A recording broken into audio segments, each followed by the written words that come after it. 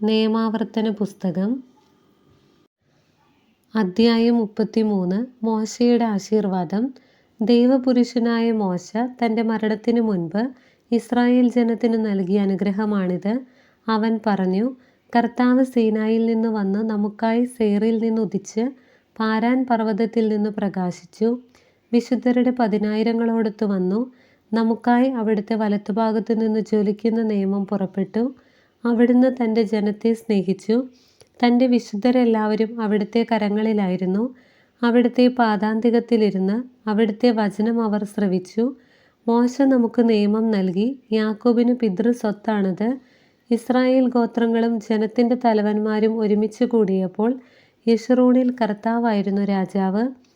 Reuben ജീവിക്കട്ടെ, അവൻ മരിക്കാതിരിക്കട്ടെ, എന്നാൽ അവൻ്റെ സംഖ്യ പരിമിതമായിരിക്കട്ടെ. യൂദായെ ഇപ്രകാരം അനുഗ്രഹിച്ചു, കർത്താവേ, യൂദായുടെ സ്വരം ശ്രവിക്കണമേ, അവനെ തൻ്റെ ജനത്തിൻ്റെ അടുക്കിലേക്ക് കൊണ്ടുവരണമേ. അങ്ങയുടെ കരം അവനെ സംരക്ഷിക്കട്ടെ. അവൻ്റെ ശത്രുക്കൾക്കെതിരെ അങ്ങ് അവന് തുണയായിരിക്കണമേ. ലേവിയെക്കുറിച്ച് അവൻ പറഞ്ഞു, അങ്ങയുടെ തുമ്മീമും ഉറീമും അങ്ങയുടെ വിശ്വസ്തന് നൽകണമേ. അവനെയാണ് അങ്ങ് മാസായിൽ വെച്ച് പരീക്ഷിച്ചത്. അവനുമായാണ് മെരീബ ജലാശയത്തിങ്കൽ വെച്ച് അങ്ങ് ഏറ്റുമുട്ടിയത്. നിങ്ങളെ ഞാൻ അറിയില്ലെന്ന് അവൻ തൻ്റെ മാതാപിതാക്കന്മാരോട് പറഞ്ഞു. സഹോദരരെ അവൻ അംഗീകരിച്ചില്ല, സ്വന്തം മക്കളെ സ്വീകരിച്ചുമില്ല. അവർ അവിടുത്തെ വാക്കുകൾ അനുസരിച്ച് അവിടുത്തെ ഉടമ്പടി പാലിച്ചു. അവർ യാക്കോബിനെ അവിടുത്തെ നീതിവിധികൾ പഠിപ്പിക്കും, ഇസ്രായേലിനെ അവിടുത്തെ നിയമവും. അവർ അവിടുത്തെ സന്നിധിയിൽ ധൂപമർപ്പിക്കും, അവിടുത്തെ ബലിപീഠത്തിന്മേൽ ദഹനബലികളും. കർത്താവെ, അവനെ അനുഗ്രഹിച്ച് സമ്പന്നനാക്കണമേ. പ്രയത്നങ്ങളെ ആശീർവദിക്കണമേ. അവൻ്റെ ശത്രുവിൻ്റെയും അവനെ വെറുക്കുന്നവൻ്റെയും നടുവൊടിക്കണമേ. അവർ എഴുന്നേൽക്കാതിരിക്കട്ടെ. ബെഞ്ചമിനെക്കുറിച്ച് അവൻ പറഞ്ഞു, കർത്താവിന് പ്രിയപ്പെട്ടവൻ. അവിടുത്തെ സമീപത്ത് അവൻ സുരക്ഷിതനായി വസിക്കുന്നു. അവിടുന്ന് എല്ലായ്പ്പോഴും അവനെ വലയം ചെയ്യും. അവിടുത്തെ ചുമലുകളുടെ ഇടയിൽ അവൻ വാസമുറപ്പിക്കും. ജോസഫിനെക്കുറിച്ച് അവൻ പറഞ്ഞു, അവൻ്റെ ദേശം കർത്താവിനാൽ അനുഗ്രഹീതമാകട്ടെ. ആകാശത്തു നിന്ന് വിശിഷ്ടമായ മഞ്ഞ്, അഗാധതയിൽ നിന്നുള്ള ഉറവ, സൂര്യപ്രകാശത്തിൽ വിളയുന്ന നല്ല ഫലങ്ങൾ, മാസം തോറും ലഭിക്കുന്ന വിശിഷ്ട വിഭവങ്ങൾ, പ്രാചീന പർവ്വതങ്ങളുടെ ശ്രേഷ്ഠദാനങ്ങൾ, ശാശ്വത ശൈലങ്ങളുടെ അമൂല്യ നിക്ഷേപങ്ങൾ, ഭൂമിയിലെ നല്ല വസ്തുക്കൾ, അവയുടെ സമൃദ്ധി എന്നിവ കൊണ്ട് മുൾപടർപ്പിൽ വസിക്കുന്നവൻ്റെ പ്രസാദം.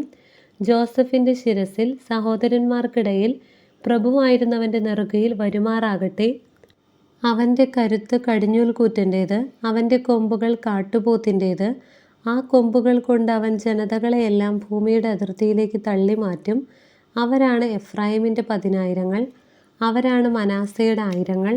സെബുലൂണിനെക്കുറിച്ച് അവൻ പറഞ്ഞു, സെബുലൂൺ, നീ നിൻ്റെ പ്രയാണത്തിൽ സന്തോഷിച്ചാലും, ഇസാക്കർ, നീ നിൻ്റെ കൂടാരത്തിലും. അവർ ജനതകളെ പർവ്വതത്തിലേക്ക് വിളിക്കും, അവിടെ അവർ നീതിയുടെ ബലികൾ അർപ്പിക്കും. അവർ സമുദ്രങ്ങളുടെ സമൃദ്ധി വലിച്ചു കുടിക്കും, മണലിലെ നിഗൂഢ നിക്ഷേപങ്ങളും. ഗാദിനെക്കുറിച്ച് അവൻ പറഞ്ഞു, ഗാദിൻ്റെ അതിർത്തി വിസ്തൃതമാക്കുന്നവൻ അനുഗ്രഹീതൻ. ഗാദ് ഒരു സിംഹത്തെ പോലെ വസിക്കുന്നു. അവൻ ഭുജം മൂർധാവോടു കൂടെ വലിച്ചു കീറുന്നു. അവൻ നാടിൻ്റെ ഏറ്റവും നല്ല ഭാഗം സ്വന്തമാക്കി.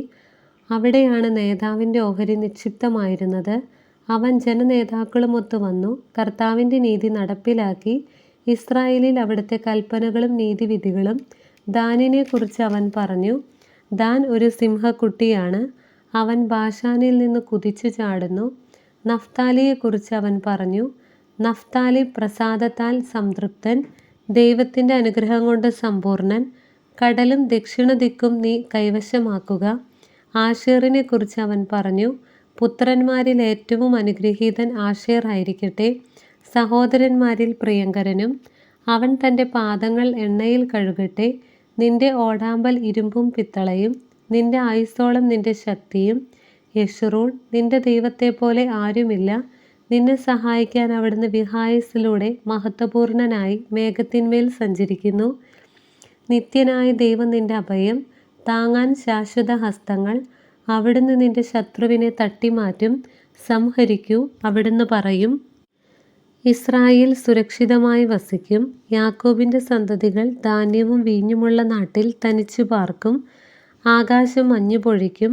ഇസ്രായേലേ, നീ ഭാഗ്യവാൻ. നിന്നെ സഹായിക്കുന്ന പരിചയും നിന്നെ മഹത്വമണിയിക്കുന്ന വാളുമായ കർത്താവിനാൽ രക്ഷിക്കപ്പെട്ട നിന്നെപ്പോലെ മറ്റേതു ജനമാണുള്ളത്?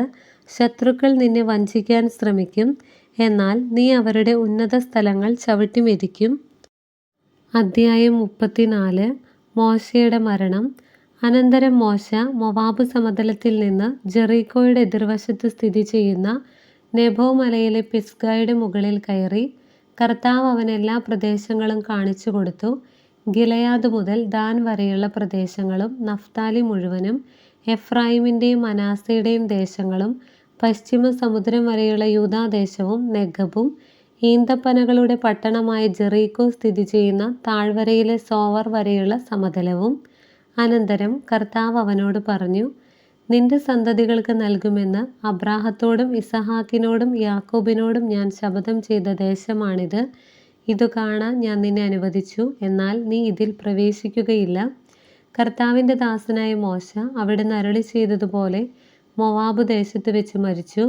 മോവാബ് ദേശത്ത് ബെത്പെയോറിനെതിരെയുള്ള താഴ്വരയിൽ അവൻ സംസ്കരിക്കപ്പെട്ടു. എന്നാൽ ഇന്ന് വരെ അവൻ്റെ ശവകുടീരത്തിൻ്റെ സ്ഥാനം ആർക്കും അറിവില്ല.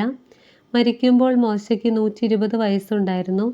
അവൻ്റെ കണ്ണു മങ്ങുകയോ ശക്തി ക്ഷയിക്കുകയോ ചെയ്തിരുന്നില്ല. ഇസ്രായേൽ 30 ദിവസം മോവാബ് താഴ്വരയിൽ മോശയെ ഓർത്ത് വിലപിച്ചു. മോശയ്ക്ക് വേണ്ടിയുള്ള വിലാപ ദിവസങ്ങൾ പൂർത്തിയായി. നൂനിൻ്റെ പുത്രനായ ജോഷുവ ജ്ഞാനത്തിൻ്റെ ആത്മാവിനാൽ പൂരിതനായിരുന്നു. എന്തെന്നാൽ മോശ അവൻ്റെ മേൽ കൈകൾ വെച്ചിരുന്നു. ഇസ്രായേൽ ജനം അവൻ്റെ വാക്കു കേൾക്കുകയും കർത്താവ് മോശയോട് കൽപ്പിച്ചിരുന്നതുപോലെ പ്രവർത്തിക്കുകയും ചെയ്തു. കർത്താവ് മുഖാഭിമുഖം സംസാരിച്ച മോശയെപ്പോലെ മറ്റൊരു പ്രവാചകൻ പിന്നീട് ഇസ്രായേലിൽ ഉണ്ടായിട്ടില്ല. കർത്താവിനാൽ നിയുക്തനായി ഈജിപ്തിൽ ഫറവോയ്ക്കും ദാസന്മാർക്കും രാജ്യത്തിനു മുഴുവനും എതിരായി അവൻ പ്രവർത്തിച്ച അടയാളങ്ങളിലും അത്ഭുതങ്ങളിലും ഇസ്രായേൽ ജനത്തിൻ്റെ മുൻപിൽ പ്രകടമാക്കിയ മഹത്തും ഭയാനകവുമായ പ്രവൃത്തികളിലും മോശ അതുല്യനാണ്. ദൈവമായ കർത്താവിന് സ്തുതി.